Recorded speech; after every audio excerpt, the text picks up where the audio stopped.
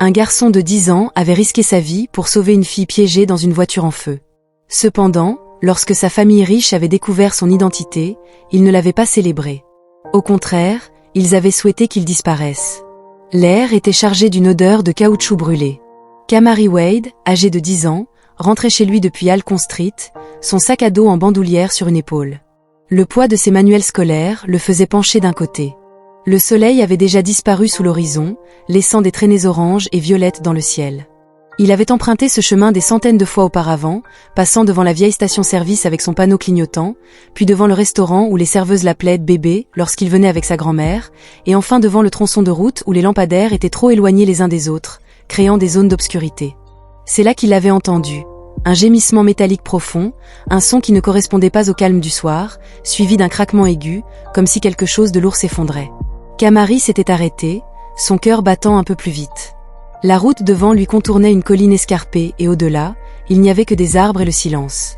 Il avait fait quelques pas en avant, puis il avait vu, une voiture renversée sur le côté, de la fumée s'échappant du capot. Le verre scintillait dans la faible lumière comme des diamants éparpillés, et le pare-choc avant était tordu contre un arbre. Un faible bruit de crépitement provenait du moteur, comme s'il luttait pour respirer. Kamari s'était figé, se demandant s'il devait courir chercher de l'aide ou même s'approcher. Sa grand-mère l'avait toujours averti de ne pas se mêler de ce qui ne le concernait pas. Mais ensuite, il avait entendu autre chose, un faible bruit à peine plus qu'un murmure, une voix. Il avait laissé tomber son sac à dos et couru. Le pare-brise avant de la voiture était un réseau de fissures, mais à travers lui, il pouvait distinguer quelqu'un à l'intérieur. Une fille, peut-être un peu plus âgée que sa sœur. Sa tête était inclinée maladroitement, du sang ruisselait sur le côté de son visage. Ses lèvres bougeaient, mais le son était trop faible. « Hé, tu m'entends » avait crié Kamari en pressant ses mains contre le verre brisé. La fille avait légèrement remué, un faible gémissement s'échappant de sa gorge. Ses mains tremblaient, mais il ne pensait pas qu'il venait d'agir. Kamari s'était précipité de l'autre côté de la voiture, ses baskets craquant sur le verre et le métal. Il pouvait sentir la fumée s'épaissir, devenant âcre au fond de sa gorge. La portière de la voiture était écrasée dans sa poignée, à peine visible sous le cadre déformé. Il avait tiré dessus, mais rien. Il avait planté ses pieds, serrant plus fort, mais toujours rien. « Allez, mec » avait-il murmuré, ses doigts glissant contre le métal déchiqueté. Un bruit de crépitement soudain l'avait fait lever la tête. La fumée devenait plus sombre maintenant, s'élevant rapidement, son estomac se tordant. Il avait regardé la fille, ses yeux à peine ouverts. Il n'avait pas eu le temps de planter son pied contre l'épave. Kamari avait tendu la main à travers la vitre brisée, ses petits bras passant à peine. Les bords déchiquetés avaient éraflé sa peau, mais il avait ignoré. Ses doigts avaient trouvé du tissu, sa manche. « Je t'ai eu » murmura-t-il en tirant. Elle avait à peine bougé. « Au secours » avait-il crié, sa voix résonnant à travers les arbres, mais la route était vide, aucun phare en vue. C'était juste lui. Kamari avait ajusté sa prise et tiré plus fort. La fille avait gémi, son corps bougeant légèrement. Elle était coincée. Il avait lâché prise, haletant, son esprit cherchant désespérément une solution. Ses yeux s'étaient précipités vers le pare-brise brisé. Pourrait-il le casser? Pourrait-elle ramper dehors? Il avait saisi un morceau de métal détaché du sol et l'avait claqué contre la vitre. Un nouveau craquement, un autre craquement. Au troisième coup, une partie du pare-brise s'était effondrée vers l'intérieur. Kamari avait tendu la main, ignorant la douleur des coupures fraîches sur sa peau. Ses doigts avaient retrouvé le bras de la fille. « Tu dois bouger » avait-il dit d'une voix urgente mais calme. Elle avait gémi doucement. Kamari avait tiré de toutes ses forces. Son corps avait bougé, il avait tiré à nouveau, son torse glissant en avant, et soudain, elle était tombée dehors. Kamari avait titubé en arrière, essayant de la rattraper du mieux qu'il pouvait. Elle était plus lourde qu'il ne l'avait prévu, ses membres s'affaissant, sa respiration étant superficielle. Puis un fort sifflement. Les yeux de Kamari s'étaient levés brusquement. La fumée était devenue épaisse et noire, des flammes en colère léchaient le tableau de bord à l'intérieur de la voiture. Il était à quelques secondes d'être englouti. Ses bras brûlaient à force de la tenir, mais il avait forcé ses jambes à avancer, d'un pas puis d'un autre. Puis il avait couru en la traînant avec lui sur 3 mètres, 5, 6, puis boum. Une explosion de chaleur lui avait frappé le dos, le projetant en avant. Le sol s'était précipité à sa rencontre et pendant une seconde, tout avait tourné. Puis le silence. Kamari avait levé la tête. La voiture était en feu, les flammes s'enroulaient autour du châssis, engloutissant l'épave entière. S'il avait attendu plus longtemps, une toux aiguë lui avait fait baisser les yeux. La fille était vivante, à peine, mais vivante. Kamari avait expiré, sa poitrine se soulevant et s'abaissant comme s'il venait de courir un marathon. Il avait entendu le hurlement lointain des sirènes, maintenant la lueur des gyrophares vacillant contre les arbres. Il avait regardé son visage pâle, strié de sang, tenant à peine. Elle n'avait aucune idée de qui il était, et dans quelques minutes, quand les ambulanciers l'emmenaient, elle ne le saurait probablement jamais. Mais quelque chose dans ce moment avait dit à Kamari que ce n'était pas la fin de l'histoire, même pas proche. Les lumières clignotantes de l'ambulance s'étaient estompées au loin, englouties par la nuit. Kamari était resté là un moment, son cœur battant toujours dans ses oreilles, la chaleur du feu picotant encore contre sa peau. Il pouvait sentir les petites coupures sur ses bras où le verre l'avait éraflé, le tissu de sa chemise humide de sueur. Mais il n'avait pas le temps de penser à tout cela. Sa grand-mère l'attendait, et s'il ne rentrait pas bientôt à la maison, elle commencerait à s'inquiéter. Alors il avait fait ce qu'il faisait toujours, il avait pris son sac à dos et continué à marcher. Le lendemain matin, rien ne semblait différent. Le monde continuait de tourner comme d'habitude. Les voitures klaxonnaient, les enfants riaient, l'odeur du bacon frit du magasin de Monsieur Leary flottait dans la rue. Le trottoir était toujours fissuré aux mêmes endroits, les mêmes clôtures grillagées rouillées bordant les cours des maisons qui avaient connu des jours meilleurs. Kamari était assis à la table de la cuisine, mâchant un morceau de pain grillé, ses jambes se balançant sous la chaise en face de lui. Sa grand-mère Birdie fouillait dans une pile de billets en marmonnant dans sa barbe. « Tu manges ce pain grillé ou tu le gardes juste pour la décoration ?» demanda-t-elle, les yeux rivés sur les papiers dans sa main. Kamari prit une autre bouchée. « Je vais le manger. » Elle le regarda par-dessus ses lunettes de lecture. « Tu es silencieux ce matin. » Il haussa les épaules. Juste fatiguée, Birdie, sans poser plus de questions. Elle soupira en se frottant la nuque, puis attrapa son sac à main sur le comptoir. « Je vais au travail, raccompagne ta sœur à l'école et ne me laisse pas entendre parler de toi. » Kamari hocha la tête, il hochait toujours la tête. Sa sœur aînée Tiana entra dans la cuisine avec toute l'attitude qu'un enfant de 12 ans pouvait avoir. « Tu ferais mieux de ne pas me ralentir aujourd'hui, » souffla-t-elle en fourrant un cahier dans son sac à dos. Kamari leva les yeux au ciel, mais ne discuta pas. 10 minutes plus tard, ils marchaient vers l'école élémentaire à Hawthorne. Le trottoir fissuré rebondissait sous leurs baskets. La rue était animée par les bruits matinaux habituels. Les aboiements des chiens, les portières de voitures qui claquaient, la musique qui sortait de la fenêtre ouverte de quelqu'un. Kamari connaissait tous les visages du quartier, tous les raccourcis, tous les endroits à éviter, et la plupart du temps, il ne pensait pas trop aux choses qui ne le concernaient pas. Mais ce jour-là, son esprit revenait sans cesse à la nuit précédente, à la voiture, au feu, à la fille, comment s'appelait-elle, allait-elle bien? Il chassa ses pensées et essaya de se concentrer sur le présent, mais quelque chose lui disait qu'il ne l'avait pas vue pour la dernière fois à l'école.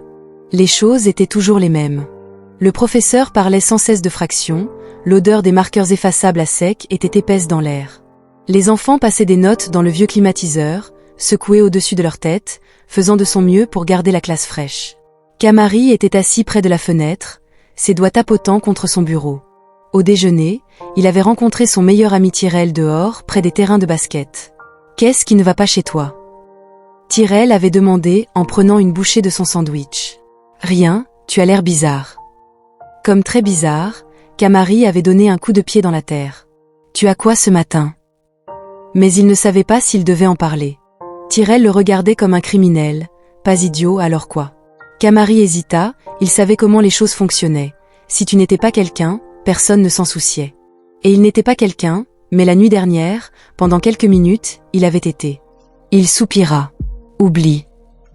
Tyrell haussa les épaules. Comme tu veux. Mais Kamari ne pouvait pas l'oublier. Cette nuit-là, après les devoirs et le dîner, il était allongé dans son lit, regardant le plafond. Le ventilateur inquiétant au-dessus de lui projetait de longues ombres mouvantes sur les murs. Mais il remarqua à peine que quelque part à travers la ville, cette fille se réveillait dans un lit d'hôpital. Elle n'avait aucune idée de qui lui avait sauvé la vie, mais cela était sur le point de changer. Emma Caldwell ouvrit les yeux sur une lumière blanche aveuglante. Pendant une seconde, tout était flou. Les bips des machines, le bourdonnement régulier des voix à l'extérieur de la porte, la douleur sourde qui pulsait dans son corps. Sa tête était lourde, sa gorge sèche, comme si elle n'avait pas parlé depuis des jours. Puis elle se souvint de la route, de la pluie, de la secousse violente lorsque la voiture avait perdu le contrôle. Sa poitrine se serra. Elle ne devrait pas être là, elle devrait être son vie. Elle tourna lentement la tête et vit sa mère debout au pied du lit d'hôpital, les mains jointes comme si elle priait en secret. « Bébé, sais-tu où tu es ?» Emma ravala sa voix, à peine plus qu'un murmure. « Hôpital. » Les épaules de sa mère s'affaissèrent de soulagement. « Oh merci mon Dieu. Le docteur a dit que tu souffrais d'une commotion cérébrale. Tu as une côte cassée, mais Emma, tu aurais pu mourir. » Elle n'avait pas besoin de ce rappel. Son père, Charles Caldwell, était apparu, stoïque comme toujours, même maintenant dans son costume sur mesure, pas une mèche de cheveux argentés de travers. Il avait l'air de sortir d'une réunion du conseil d'administration, au lieu d'être assis près du lit d'hôpital de sa fille. « Qui m'a sauvée ?» Emma avait demandé, sa voix éraillée, les sourcils de sa mère froncés. « Un jeune garçon. Nous ne connaissons pas encore son nom, mais les ambulanciers ont dit que s'il ne t'avait pas sorti quand il l'a fait, tu n'aurais pas survécu. » Emma cligna des yeux en essayant de rassembler les pièces du puzzle. Elle se souvint de mains tendues vers elle, d'une voix lui disant de bouger, mais le souvenir était flou, comme un rêve s'échappant avant qu'elle ne puisse le saisir. Elle voulait le remercier. « Nous devons découvrir qui il est, » murmura-t-elle. Son père soupira. « Emma, concentrons-nous sur ton rétablissement. » Sa mère, cependant, ne semblait pas aussi dédaigneuse. « Je suis d'accord, nous devons savoir qui a sauvé la vie de notre fille. Nous lui devons cela. » Charles Caldwell n'aimait pas le mot « devoir ». Emma l'avait remarqué à la façon dont sa mâchoire s'était tendue. « N'en faisons pas un spectacle », avait-il dit. La voix. Même sa mère l'avait ignorée. Elle s'était tournée vers l'infirmière qui venait d'entrer. Les ambulanciers ont dit que le garçon était parti avant qu'il ne puisse connaître son nom, mais quelqu'un doit savoir qui il est. L'infirmière hésita en bougeant mal à l'aise. Emma remarqua. « Vous savez quelque chose ?» Elle insista. L'infirmière soupira. Les ambulanciers ont dit que le garçon avait l'air jeune, peut-être 10 ou 11 ans. Ils pensent qu'il pourrait l'être. Après une pause, puis prudemment, côté sud. La pièce se figea. La mère d'Emma pressa une main sur sa poitrine, l'expression de son père vacilla à peine, mais Emma vit le changement dans ses yeux. C'était tout ce qu'ils avaient besoin d'entendre.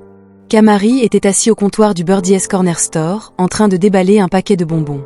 Quand la cloche au-dessus de la porte sonna, il ne leva pas les yeux tout de suite. Le magasin était toujours occupé l'après-midi, rempli de gens qui prenaient un soda ou une collation sur le chemin du retour, mais ensuite il entendit cette voix. « Je cherche un garçon d'environ 10 ans. Il aurait été là la nuit dernière. » La mastication de Camari ralentit. Il se retourna et elle était là, une femme grande, habillée trop bien pour un endroit comme celui-ci, comme si elle n'avait pas sa place ici.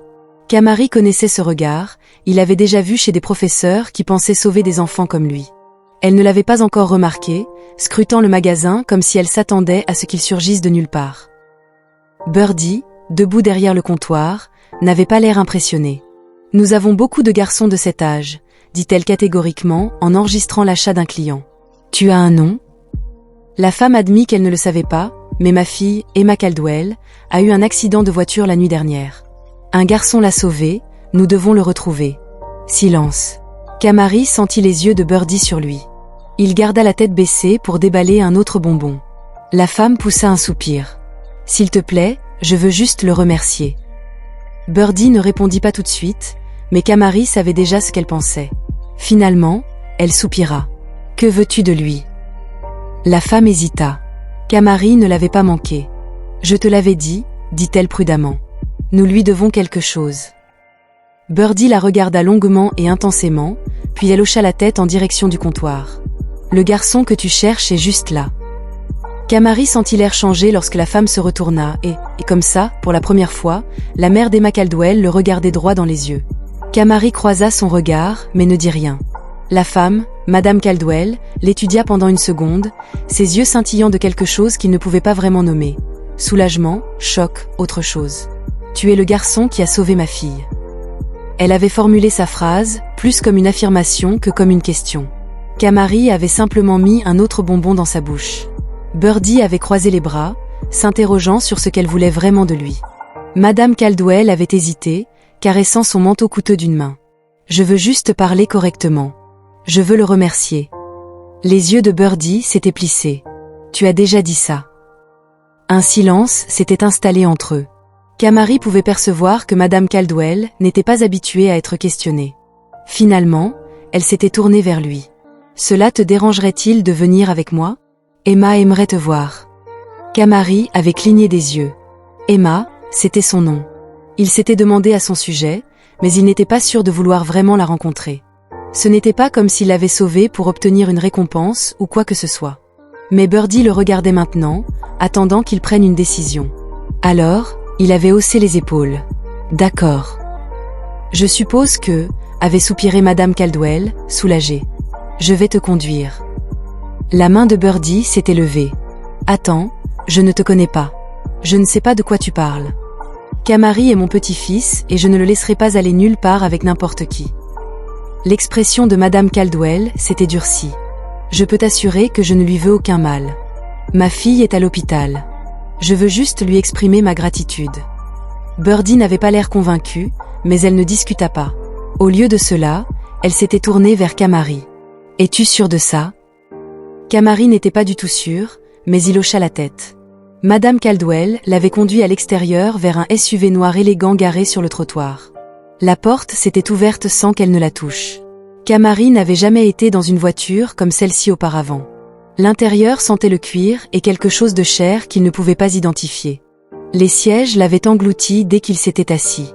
Madame Caldwell avait sorti son téléphone alors que le chauffeur s'arrêtait. Kamari regardait par la fenêtre. Les rues de Southside devenaient floues devant les magasins de proximité, les salons de coiffure, les enfants jouant dans les cours avec des clôtures grillagées. Plus ils avançaient, plus les choses commençaient à changer. Les rues devenaient plus larges, les bâtiments plus hauts. Tout semblait plus récent. Au moment où ils atteignirent l'hôpital, Kamari avait l'impression d'être entré dans un autre monde. Emma était allongée dans son lit d'hôpital, zappant les chaînes de télévision avec une expression ennuyée lorsque la porte s'ouvrit. Elle se retourna et se figea un instant, fixant Kamari. Puis ses yeux s'écarquillèrent. « C'est toi. » Kamari se sentit soudainement mal à l'aise. Il ne savait pas à quoi s'attendre, mais ce n'était pas ça. « Tu te souviens de moi ?» demanda-t-il. Emma hocha lentement la tête. « Pas tout, mais je me souviens de ta voix. Tu m'as dit de bouger. » Madame Caldwell s'écarta, les laissant avoir leur moment. Emma déglutit. Ils m'ont expliqué ce qui s'était passé. « Comment tu ?»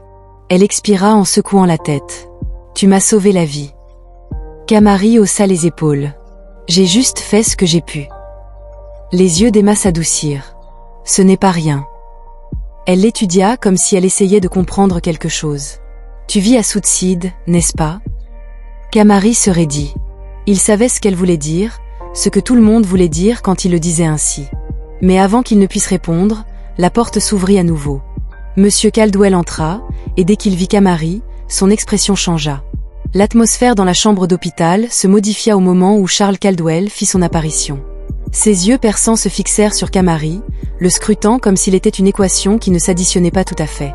Le garçon devant lui ne ressemblait pas à quelqu'un qui aurait dû être près de sa fille, sans parler de la raison pour laquelle elle respirait encore. Kamari sentit le poids du regard de l'homme, mais il ne détourna pas le regard. Emma fut la première à parler. « Papa, c'est Kamari.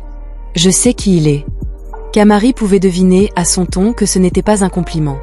Monsieur Caldwell s'avança dans la pièce, ses chaussures cirées silencieuses contre le sol immaculé. Il ne tendit pas la main pour une poignée de main. « Vous avez sauvé la vie de ma fille. » Ce n'était pas une question. « Oui, monsieur », répondit Kamari, sa voix tremblante. Il y eut un moment de silence, puis monsieur Caldwell expira brusquement, glissant ses mains dans ses poches. « Eh bien, c'est une chance. » Les yeux d'Emma se plissèrent, heureusement que son père ne l'avait pas reconnue à la place.